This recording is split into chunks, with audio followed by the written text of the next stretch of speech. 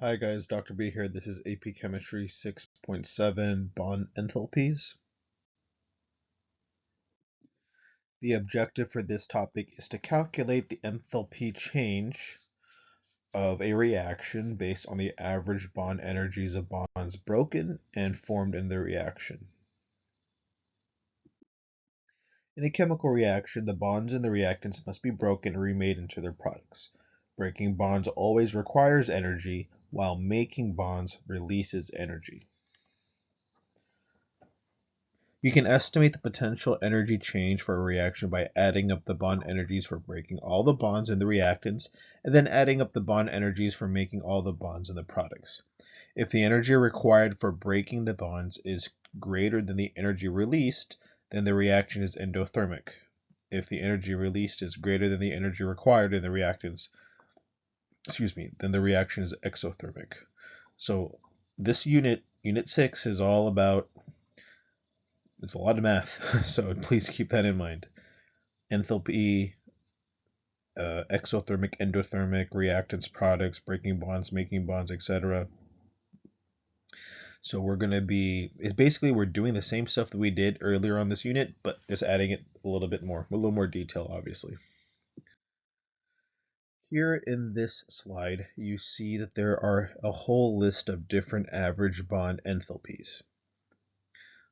Based on what's present. So like you'll see that a carbon to hydrogen single bond is 413 kilojoules per mole. A carbon to fluorine is 485 kilojoules per mole. Chlorine to fluorine is 253. Multiple bonds with like single, double, triple, depending on what's attached to it, there's different bonds as well. The hint, though, is to think about, you have to always, I recommend you draw out the molecule so you can determine the order of the bonds and the number of each type of bond. So here's our equation we're going to use.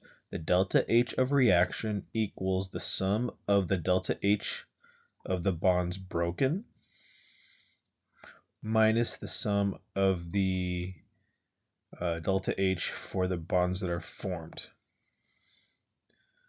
Broken bonds minus bonds formed.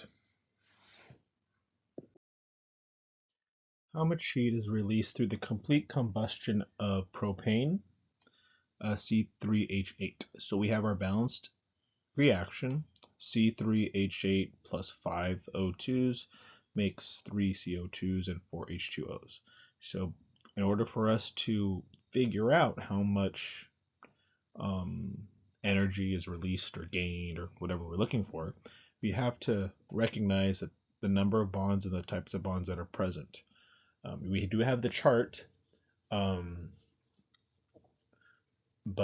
during a question for the AP exam, they will give you like a small chunk of the chart for the specific bonds you need. They'll have different variations that you may not need to use them all or only use some of them, so you have to be wary of the types of bonds that are formed. So we have C3H8. This is how it's formed, or this is how it actually looks.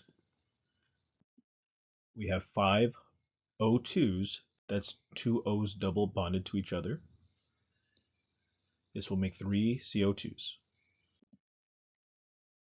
And we can see how many double bonds are found there. And also 4 H2Os. So the number of bonds broken, we have 8 CHs, so 8 times 413 kilojoules. We have 2 C's single bonded to each other, so 2 times 348 kilojoules. We have 5 O's that are double bonded to another O, so 5 times 495.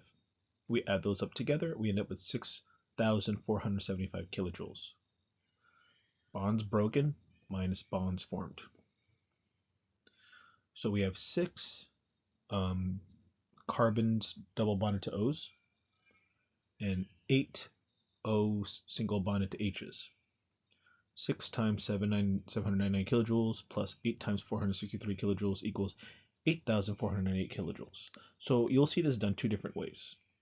it's bonds broken minus bonds formed. So 6,475 kilojoules minus 8,490 kilojoules equals negative 2,023 kilojoules. What does that mean? That means the negative indicates that the heat is released.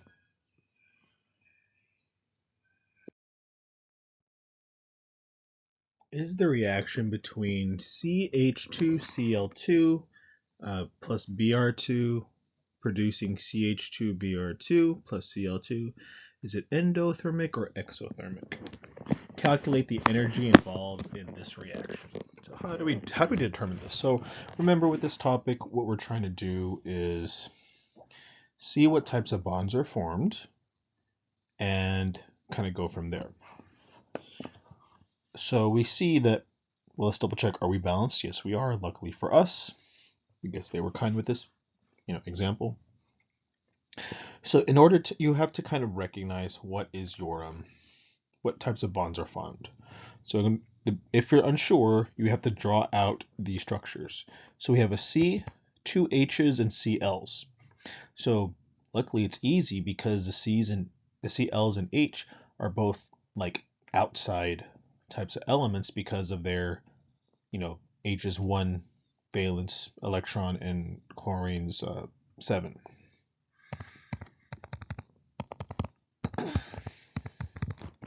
Plus, maybe I need more space, but it's okay. Plus Br, single bonded to Br.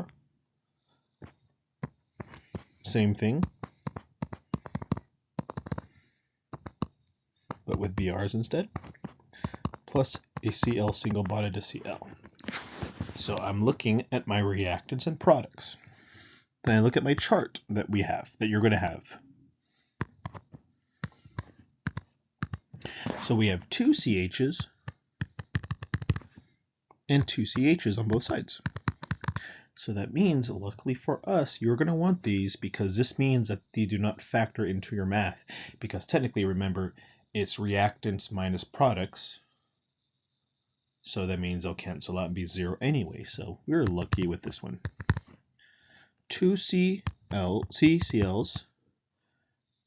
and then one Br single bonded to a Br. I'm going to have to erase this one. Oops, because I want to erase that.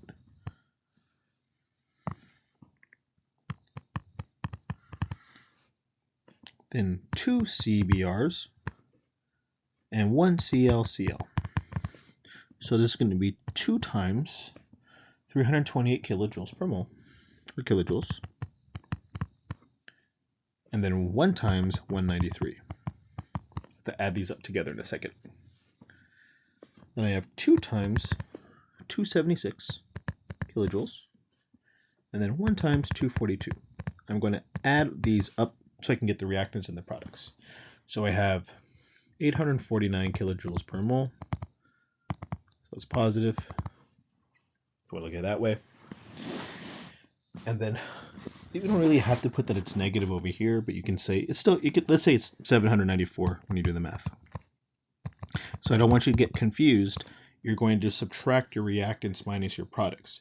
The idea is we're putting in 849 kilojoules per mole.